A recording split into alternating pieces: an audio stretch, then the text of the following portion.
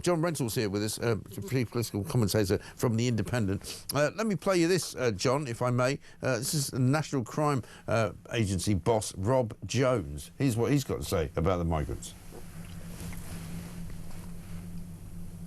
Thing which will solve the organised immigration crime, it requires concurrent pressure in a number of different areas at the same time.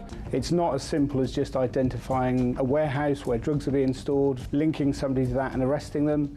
The parts of the evidential jigsaw are spread across Europe and much further afield. There isn't one thing which... It's the evidential jigsaw, apparently, that's what it's all about. The jigsaw for Downing Street and the grid and whatever it is that they look at is not looking great, is it? Britain facing an autumn of discontent, says on the front page of the Telegraph. The tube strike's going to come up with the RMT. There's more doctor strikes coming. There might be a nurses' strike. West Streeting is saying in the papers today that Labour has not done enough to persuade voters that its plans will change Britain for the better. I mean, I don't remember a worse government than this. I'm sorry to say this, but well, you know, you've got a short memory, Mike. I can't remember a government that's been this bad. No, seriously, honestly. No, seriously, Mike. Your memory is a bit defective. This often happens, actually. You know, things are bad now, and they were, you know, they used to be good in my day. You can surely remember back to 2022, the shortest-lived premiership in history. Of Liz, are you going to say Liz Truss? Yes, that was worse than the situation is now. Well, it might have been, but it was like for 28 days and it was gone. It was finished. It was done. Yeah. You know, I mean, they didn't even have a chance to be this bad because they didn't get to do anything, basically. Well, because they were so bad that... yeah, but you do know that the gilt yields, for example, now are much worse than they were under Liz Truss. You know, it was 5.1%. 5.1% under Liz Truss. Now 5.6%. Because interest rates have gone up around the world. 5.6%. No, they haven't. Perfectly well know. No, they have not. Interest rates have come down. What are you talking about? Interest rates have come down. They keep boasting that interest rates have come down 4 times. Long-term interest rates you're talking about on the gilts? No, on the gilts, which is the yields, different from interest rates. They were 5.1% under Liz Truss, which collapsed the economy. I think you don't know what you're talking about. No, 5.6% now. So how is that in any way better than it was under Liz Truss?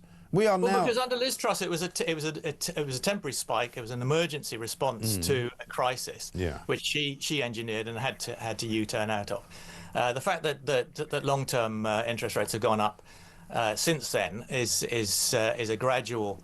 Yeah, but the economy is in worse shape now than it was under Liz Truss. That's the point. No, I don't. We now owe more money. I don't think that's true.